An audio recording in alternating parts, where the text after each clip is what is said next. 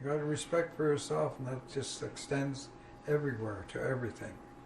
And that's why we have these ceremonies.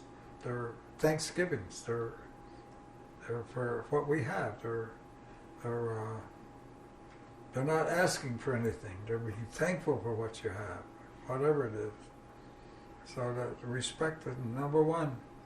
I was number one across the country, number one in what we call Turtle Island. Everybody understood that.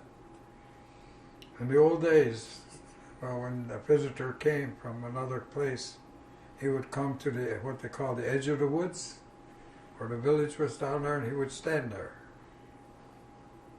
until somebody in the village sees him. And then they go up and they say, who are you? And what's your mission? Where are you? He tells them, then they go back down, and then he's brought down into the community. He just doesn't walk into town. He stands there. And we come to get him, and they go through. Then all the villages always had this place where people could stay overnight. They always had that place for visitors, because they came all the time. And sometimes they would stay for a year or two, whatever. But there was a process, is what I'm talking about. And that is the same when you go into the woods or you go anywhere, and you want to be respectful. You know there's life all around you there. Trees are there, medicine growing around the trees, all life, everything is there. That was where we went, the woods, that was us. And then when the Europeans came here, they talk about that dark forest, that evil forest. Can you imagine? Imagine how different that thinking is, that dark. No, it's the woods. It's where you live. It's where everything is. And we have a law, and it's simple. Nobody owns the woods, but everybody is responsible. Simple. Nobody owns the woods, but everybody's responsible. Now what's not so hard about that? What's so hard about that? That's about respect, about understanding. And the woods, that's everything that's in the woods, everything that goes there, including us.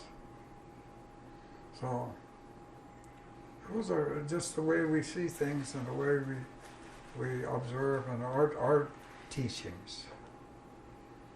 And what I see with the Western society, they don't have really, they look upon the earth as a commodity. You know, you look on trees as board feet of lumber. Ooh, $1,000 right there. Not, there's a tree there and they're taking care of everything. It's got medicine growing around it. It needs to be there. $1,000. You're not going to. The trees are fundamental to life, so you just can't go cutting them all down, which is what they're doing right now today as we speak. They're just cutting trees.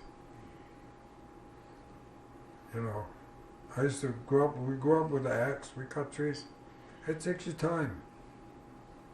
You got a 2-bit axe and you got a tree like that, you got a little work ahead of you. Today, 3 minutes of trying.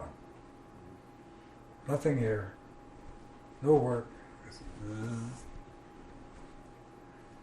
400 years later, they're going to grow again. You ain't going to do it. You ain't going to move that. You can take it down in 2 minutes or 4 minutes.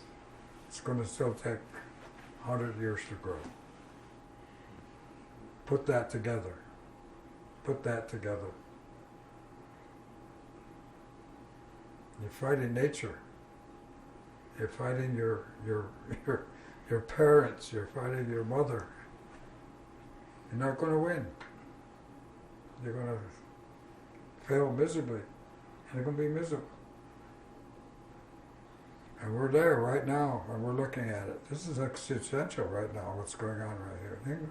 No second chance on this one. Whether he has its laws, has its rules, and you better understand it and go with it, or else suffer the consequence, that's all.